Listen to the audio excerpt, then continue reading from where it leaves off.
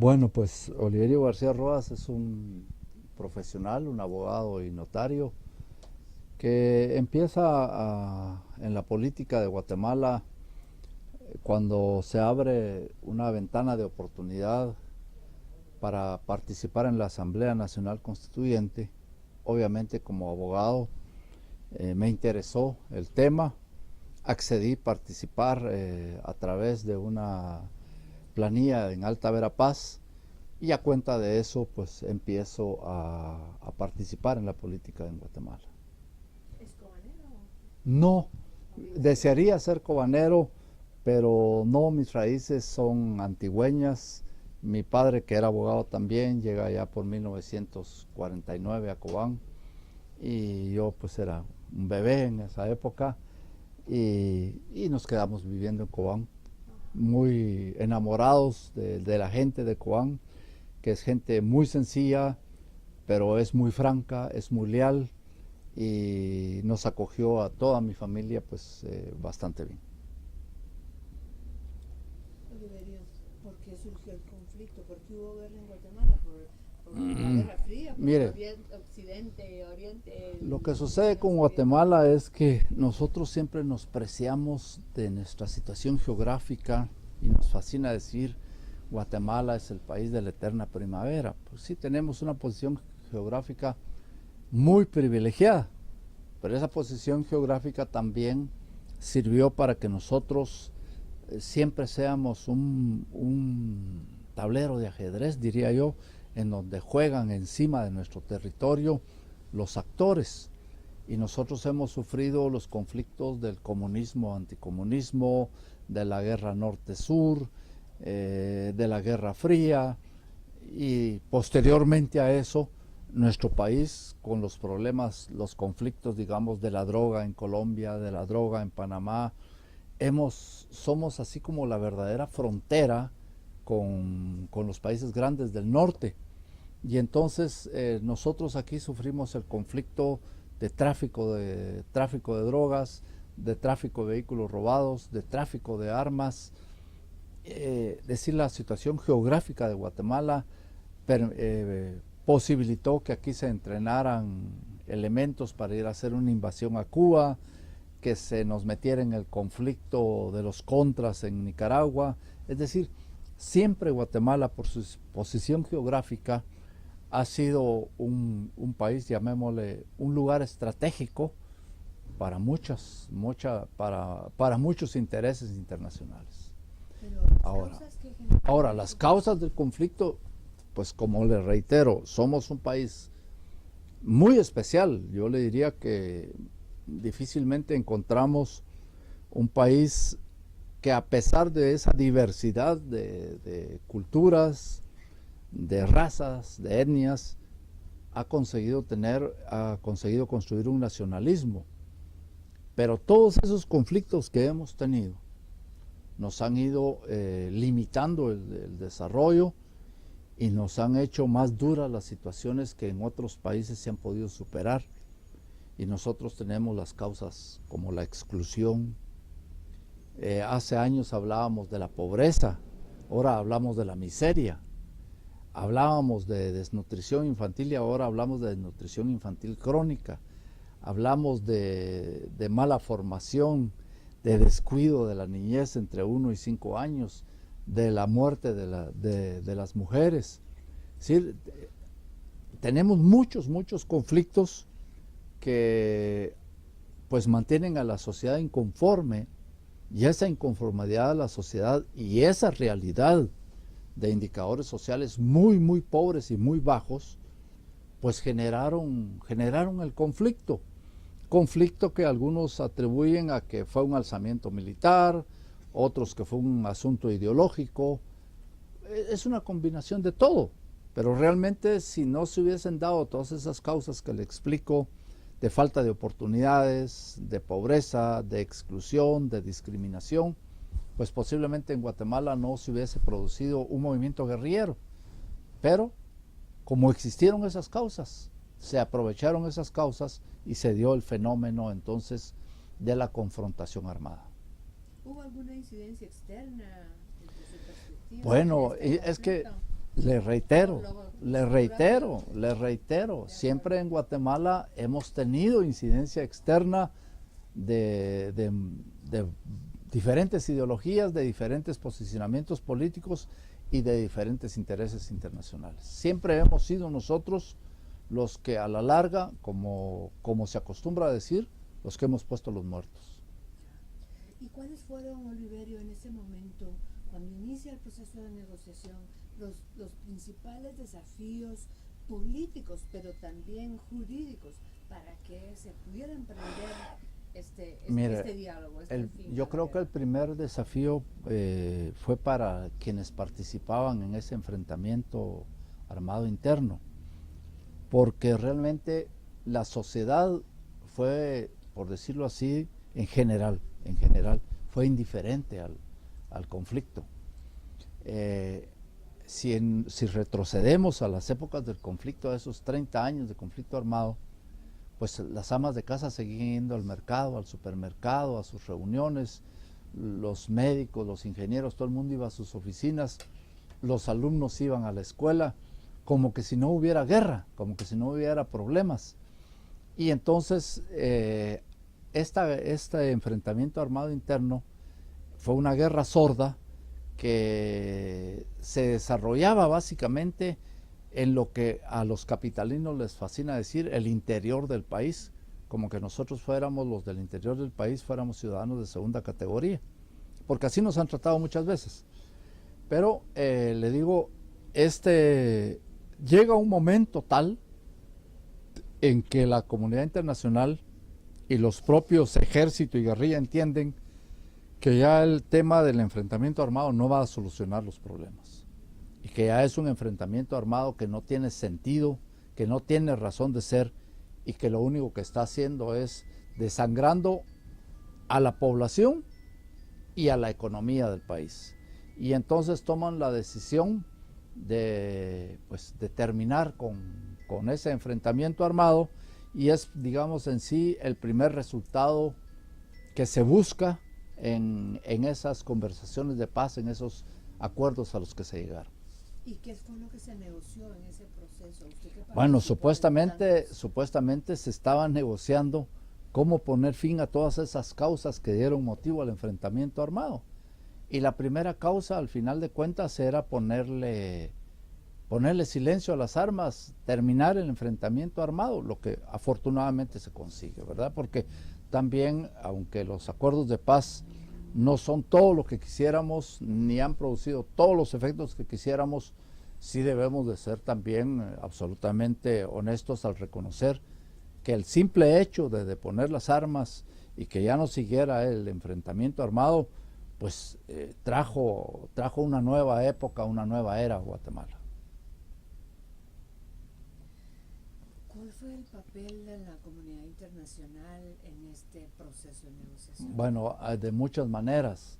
Recuérdense que para que exista una guerra, mire, los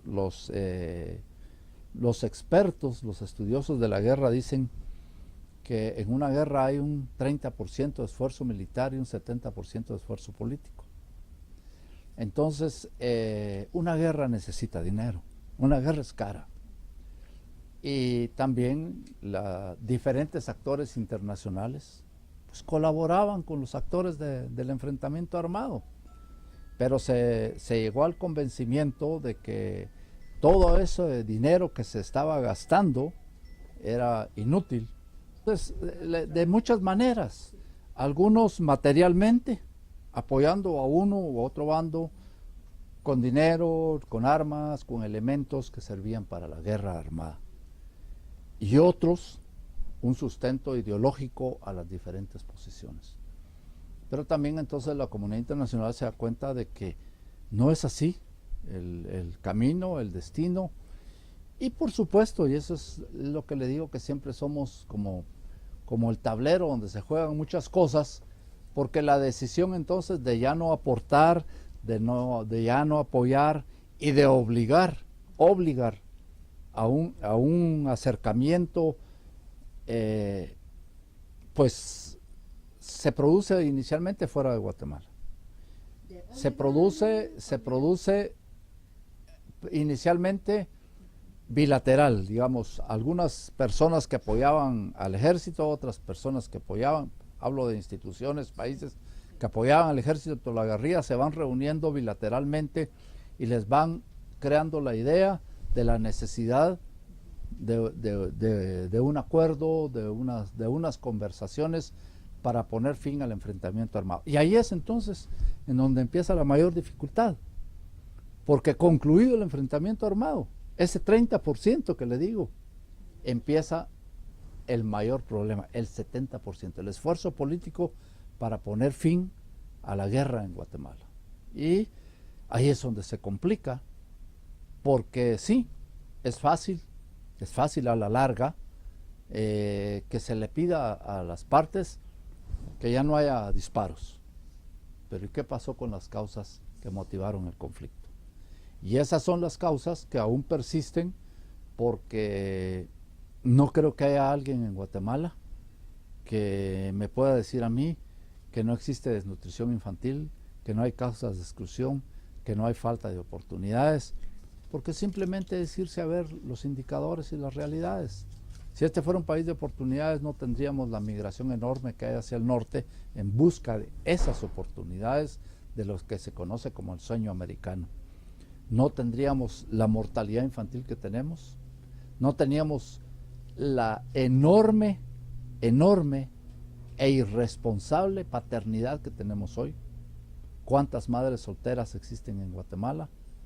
¿Cuántos niños hay abandonados? ¿Cómo está el problema de la participación de la juventud e incluso ya de la niñez en actividades ilícitas, en actividades en conflicto con la ley penal? Es decir, las causas se han agravado incluso. Ya. Pero, Oliverio, voy a volver entonces. Sí, el silencio de las armas fue el gran logro que sí efectivamente... El primer gran logro, claro. Pero sí hay algunas otras herencias de los acuerdos que se negociaron.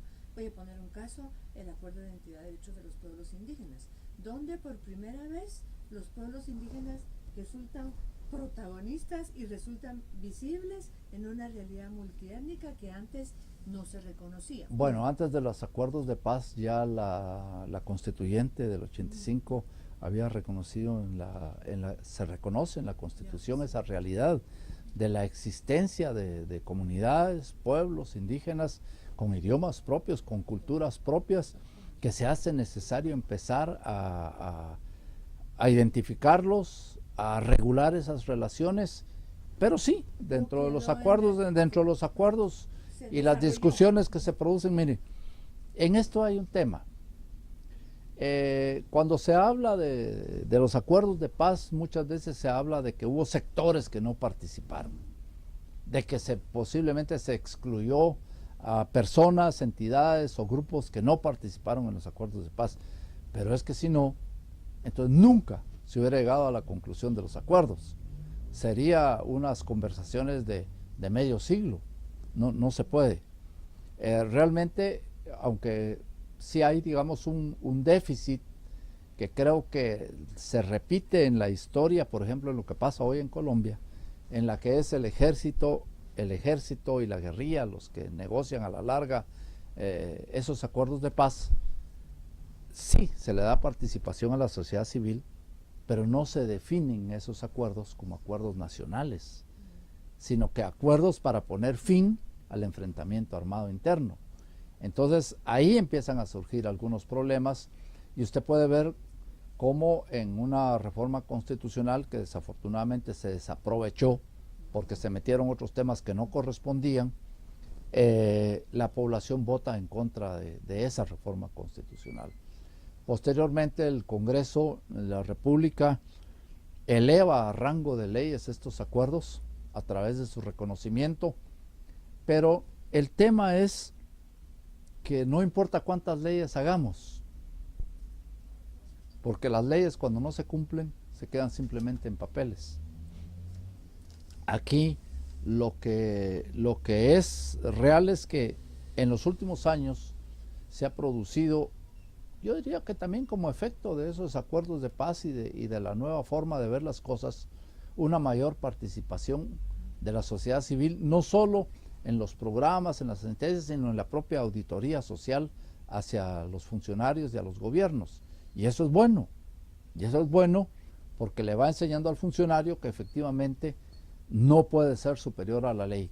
Aquí hay dos reglas básicas en nuestro ordenamiento. Una es que el ciudadano puede hacer todo aquello que la ley no prohíbe. Pero la siguiente regla que complementa esta es que el funcionario solo puede hacer aquello que la ley le permite. ¿Qué significa eso? Que no puede haber en Guatemala nadie superior a la ley. Entonces, esa conciencia se ha ido tomando.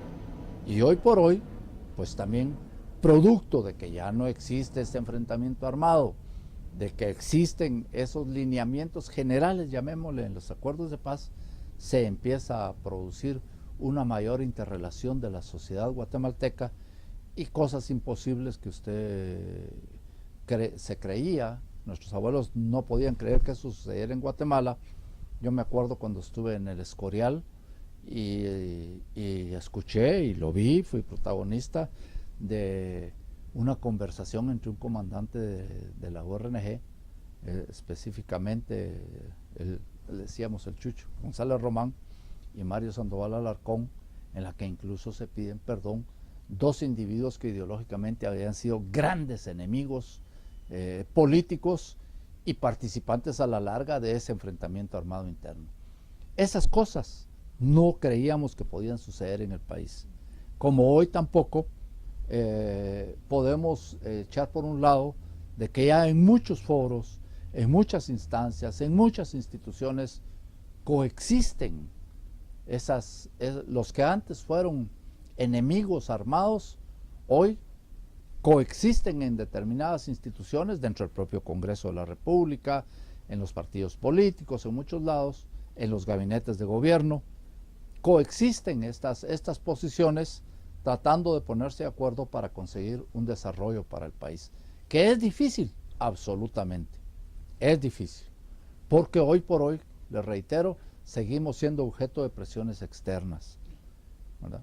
Por Guatemala hacia el norte transitan la droga y transitan los ilegales, pero para el sur transitan las armas y transitan los vehículos robados. Es decir, seguimos nuestra posición geográfica, que fue con lo que empecé, nos tiene sujetos a que tengamos esos fenómenos delincuenciales que obviamente requieren y cobran caro en el presupuesto de la nación. Recursos que nosotros tenemos que destinar a seguridad, obligadamente por esas razones, podrían ser utilizados si no tuviéramos todas esas malignas influencias, pudiéramos dedicarlos al desarrollo del país. Pero nuestra propia situación nos obliga a invertir en estos temas de seguridad. Pero vuelvo otra vez porque se piensa y hay mucho desprecio, ¿no? ¿Para qué esos acuerdos? Pero si los acuerdos dejan también otras herencias además de la que usted menciona. Por ejemplo, la SAT, la sugerencia de las reformas al sistema de justicia, la institucionalidad que se construye a partir de ahí, aunque sea que es de pura forma, ¿no? En temas étnicos, no, yo le diría, no, de los grupos étnicos. Mire, no es de pura forma, no es de pura forma. Es que construir, hacer realidad el pacto social que la Constitución establece es difícil, y tampoco es cuestión de desesperados, no es cuestión de 5 años. En la vida de un hombre, 30 años, por decirle, bueno, cuando yo estuve en la Asamblea Nacional Constituyente, pues yo era un joven, ahora ya no. Pero 30 años en la historia del país es un plazo muy breve. Entonces tampoco podemos pretender que las cosas aquí que han sido prácticamente ancestrales cambien de la noche a la mañana. Y claro, hay una desesperación porque es lógico que el que está sufriendo quiere que las cosas mejoren. Pero les reitero, sí, muchas cosas han cambiado. Desde, por ejemplo, el respeto al disenso, la participación social, todas esas cosas. Puede que la gente diga que no son producto de los acuerdos de paz, pero lo que sí es que, mire, con una vida de un guatemalteco que se haya salvado porque se depusieron las armas es suficiente para justificar los acuerdos de paz.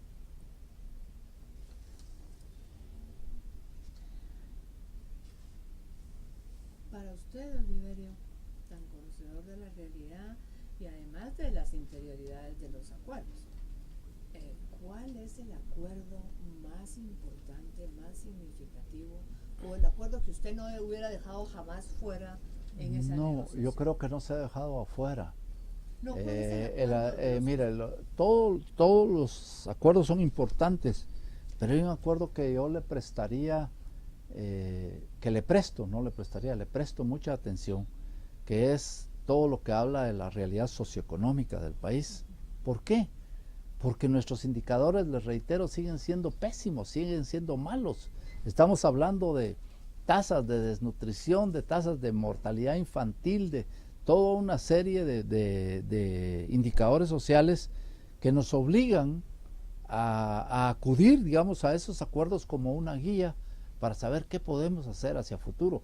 Tal vez hablando, digamos, sobre planificación, quizá un error que ha habido en los gobiernos es que esos acuerdos de paz no los ha tomado Segeplan también como un elemento de consulta y poder realizar una planificación de los 4 años de gobierno, tratando de ir consiguiendo pues progresos.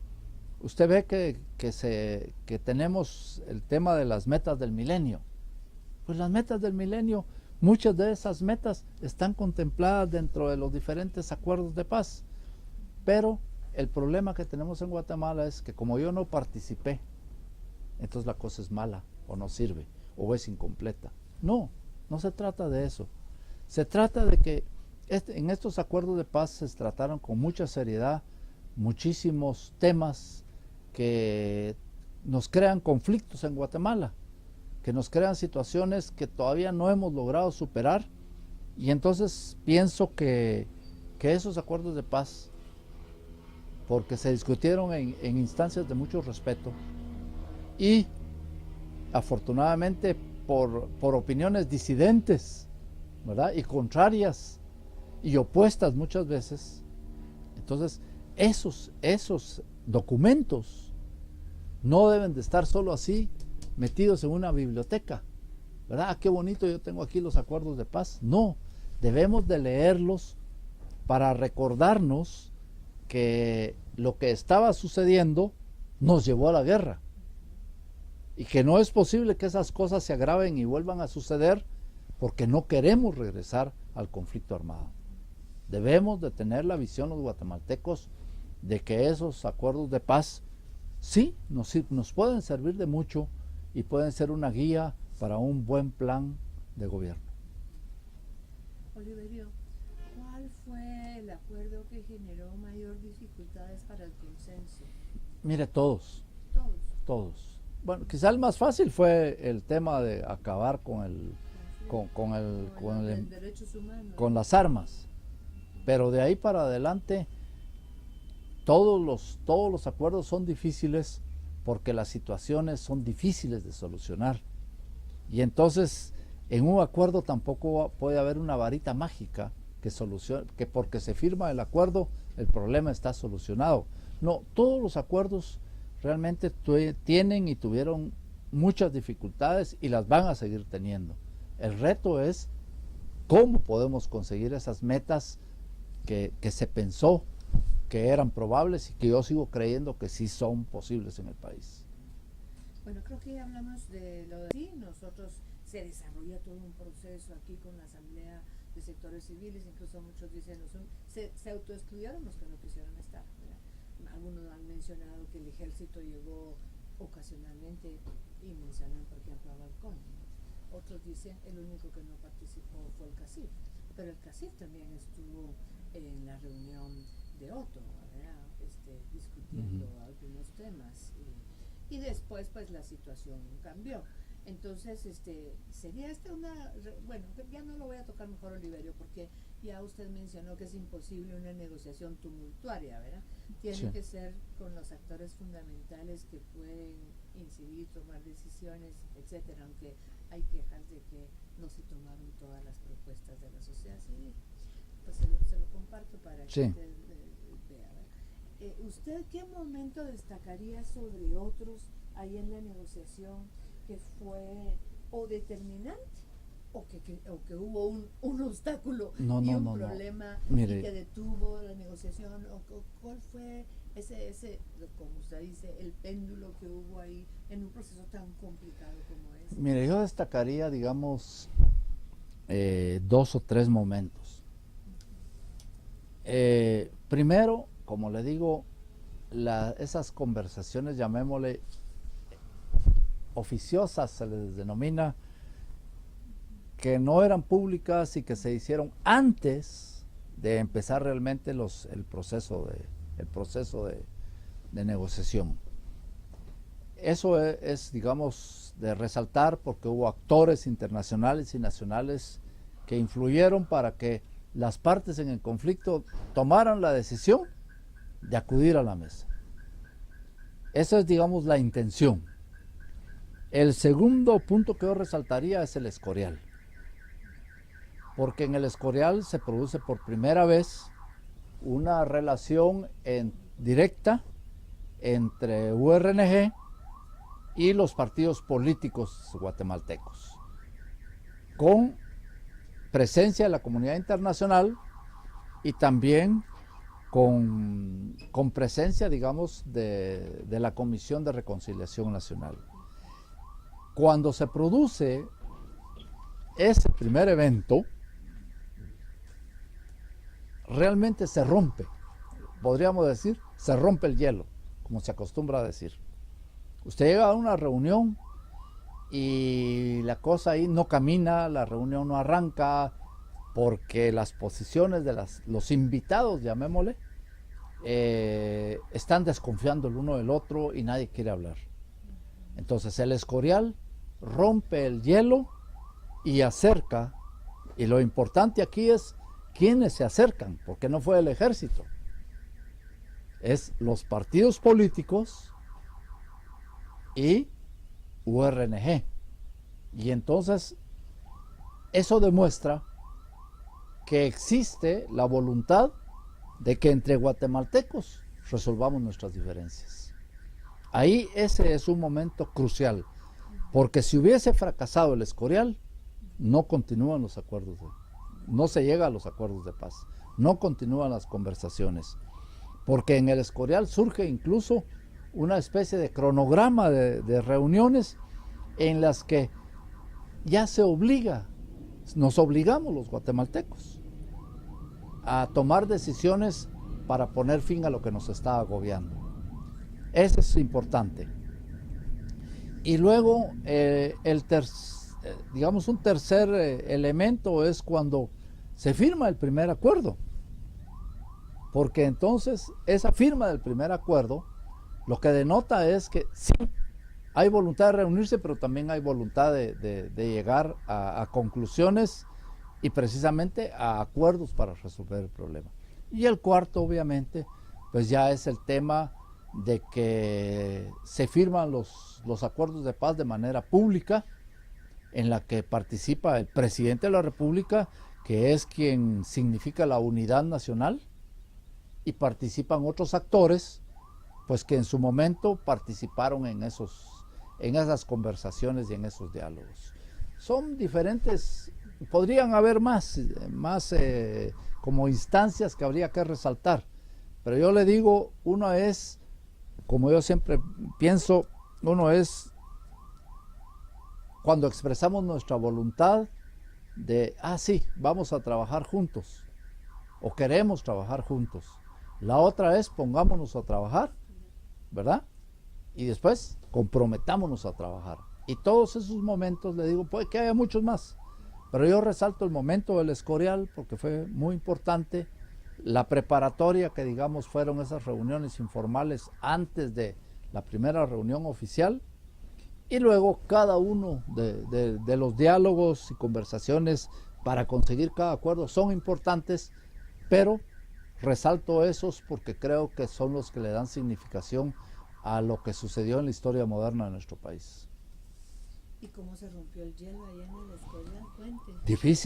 Difícil porque creo que sí hubo una pequeña equivocación.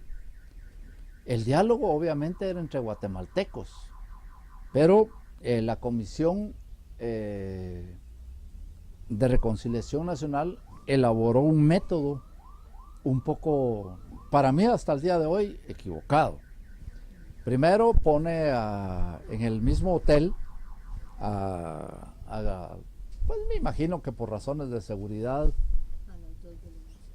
pone a URNG por decirle, octavo nivel, Comisión de Reconciliación sexto nivel y partidos políticos cuarto nivel, como para que no tuviéramos un contacto directo, si todos éramos guatemaltecos, ¿verdad? Lo que se les olvidó es que había un restaurante, un lobby en el que todo el mundo bajaba y ahí pudimos empezar a conversar, ¿verdad?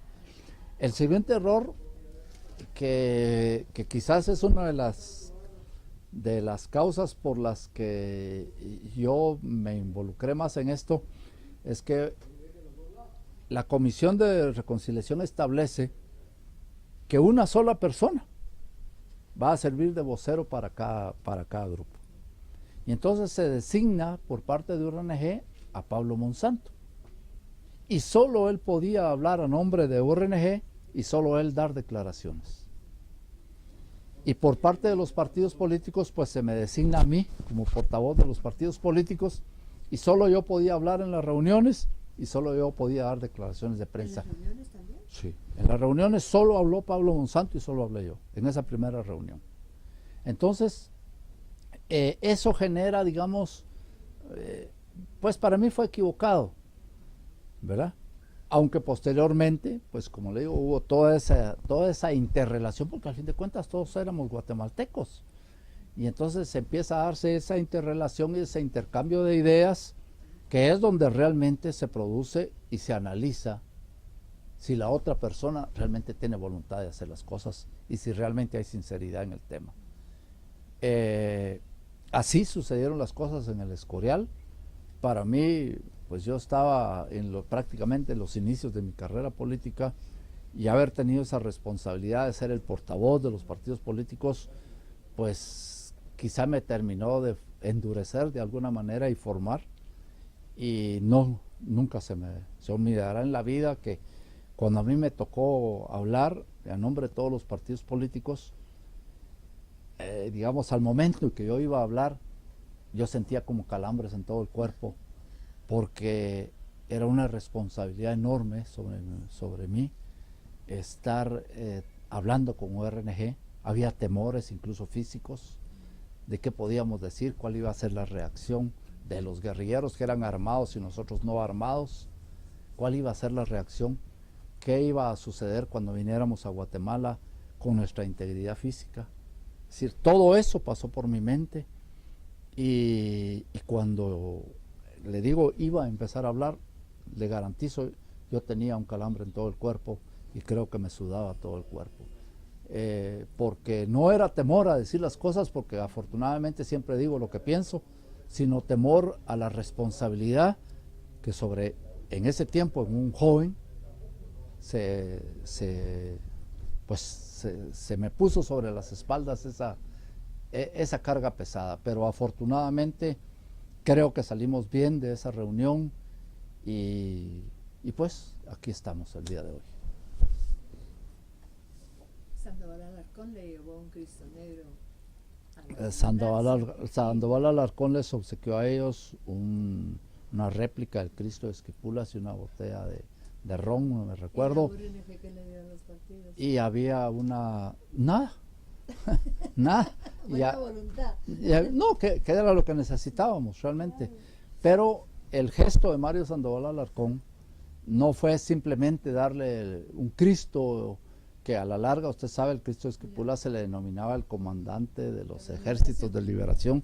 No fue en sí lo que se dio, sino es el gesto de acercamiento de un político de derecha tradicional a quien se le tomaba como una persona intransigente y que realmente demostró en ese momento de que estaba anteponiendo los intereses de su país a sus propios intereses. Y yo creo que el gesto de Mario Sandoval y de los comandantes de la URNG en ese tiempo fue un gesto de mucho valor, porque se necesita valor para aceptar que en muchas cosas nos hemos equivocado y que se hace necesario enmendarlas. Siquiera me conteste si no. En las reuniones previas que usted está diciendo, ese papel que jugó la comunidad internacional y los actores nacionales, los por uno nombraron. ¿Quiénes? No, son muchos. Son muchos. Hubo reuniones en El Salvador, hubo reuniones en Costa Rica, hubo reuniones en muchos lados. Sería larguísimo ponerse a enumerar quiénes fueron. Bueno, ¿alguna anécdota que usted quiera contar en estos? Pues ya le conté. Lo peor que me pasó a mí fue esa terrible situación a la que me había sometido y que solo la evalué y la valoré y la sufrí al momento en que tenía que hacer las cosas. Cuando me dijeron vas a ser el portavoz de los partidos políticos, pues me sentí hasta como decirle complacido, me sentí honrado, pero no me di en ese instante lo que eso significaba, sino hasta el momento en que tuve que hablar, cuando me di cuenta cuál era el peso que me habían puesto, que en ese momento afortunadamente no fue superior a mis fuerzas, pero que pudo haber sido superior a lo que yo pude haber sido capaz. Y su visión, porque la URNG era vista como el diablo. Como el diablo. Sí. Y cambió su visión y la de los políticos cuando tuvieron... Mire, yo tuve una reunión muy importante que creo que cambió mi visión y también la de él con Rodrigo Asturias. Pudimos sentarnos abajo en el lobby del hotel, como le digo, en el restaurante. Mientras tomábamos una taza de café, platicamos realmente sobre muchos temas, para conocernos más, aunque de hecho ya nos conocíamos, pero quizá un poco superficialmente, para saber quiénes éramos, quiénes eran ellos y quiénes éramos nosotros, y cuál era realmente el ánimo del guatemalteco. Sí, uno tiene que cambiar cuando se enfrenta a situaciones tan dramáticas como esta, porque estamos hablando del futuro del país, no estábamos hablando de si nos vamos a ver la próxima semana, estábamos hablando del futuro del país. Y cuando uno tiene ese tipo de contactos, de relaciones y de intercambio de opiniones, realmente uno tiene que cambiar. Y todos cambiamos, todos. Y si no se hubieran, yo sé que los hubieran, no existe, pero ¿qué hubiera pasado si los acuerdos no se hubieran firmado? ¿Cómo bueno, imagínese que si los acuerdos esos no se hubieran firmado, nadie en este país me puede decir cuánto tiempo más hubiese durado el enfrentamiento armado.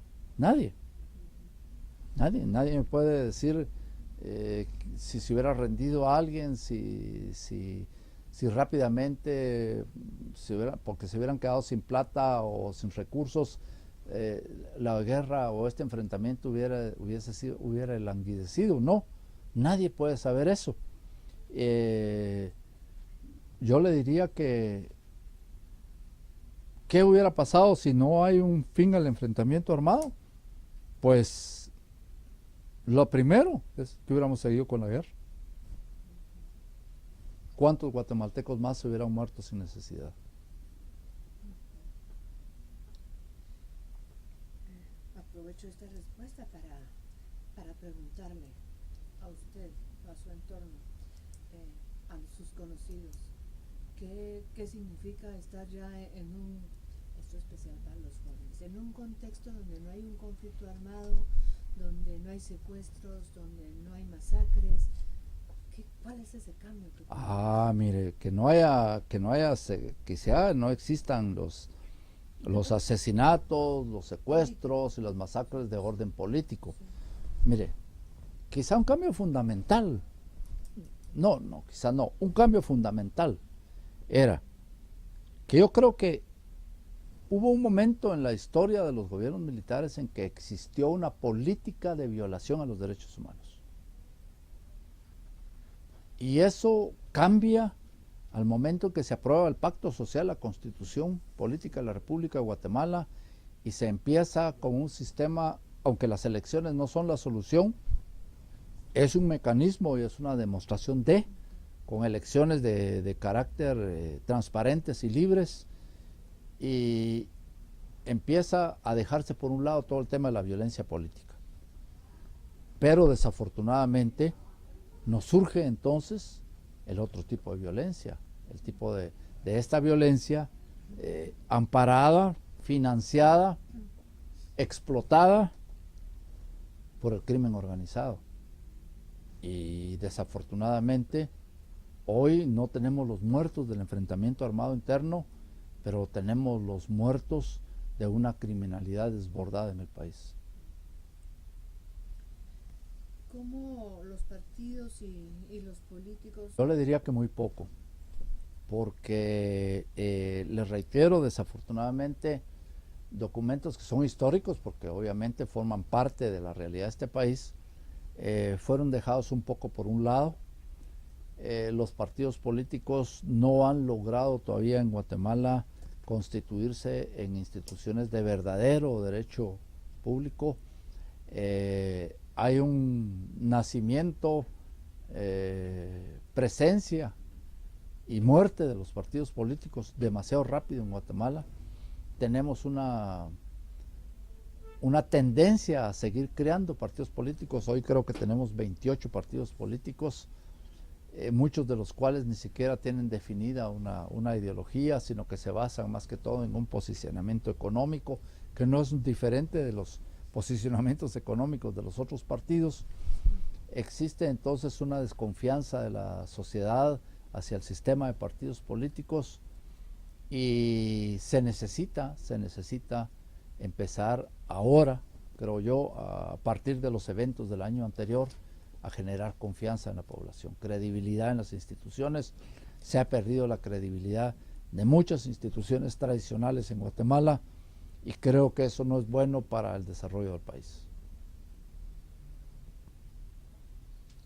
¿Usted qué recomendaría o cómo piensa, cómo se imagina que la sociedad ya no tenga, en algunos casos aquí guardado en una biblioteca o que esté ahí en internet los acuerdos, pero cómo hacer para acercárselos, para que los lean, para que se apropien, para que los valoren, para que los conozcan, para...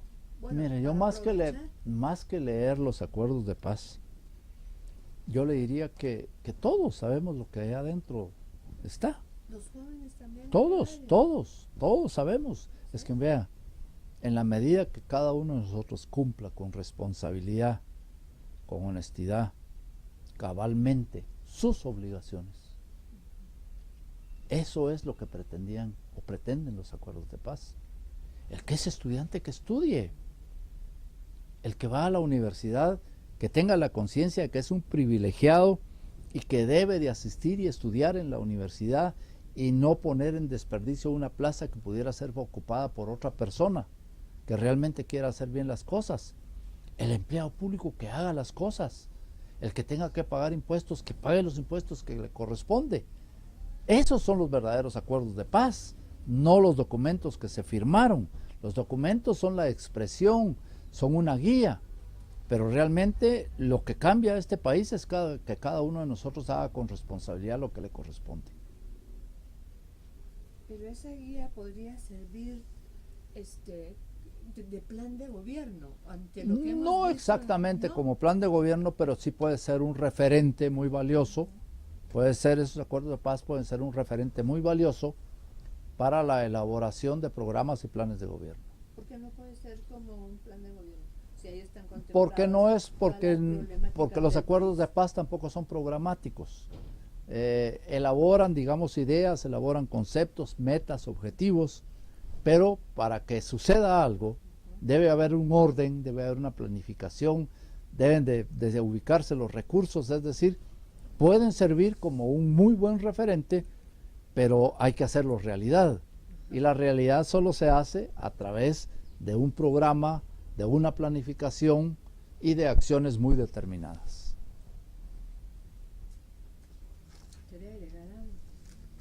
Yo quisiera que mandara un mensaje a los jóvenes, con toda la experiencia que tiene Oliverio García el reconocimiento como uno de los mejores diputados, si no tal vez el más destacado diputado en el Congreso, un político muy reconocido. ¿Qué le puede decir a los jóvenes en relación con nuestra realidad y con, obviamente, como este documental es para eso, los acuerdos de paz? Vea, yo creo que el mensaje sería que los jóvenes deben de creer en lo que anhelan y deben de trabajar duro para lo que anhelan. Yo le puedo decir que cuando vine a la política, primero, como venía del interior del país, no se me tomaba en serio. Y hablaban, que lo escuché muchas veces, de que decían, déjenlo, él es un abogadito de pueblo. Así era la cosa, es un abogadito de pueblo. Pero yo creí en lo que yo estaba haciendo.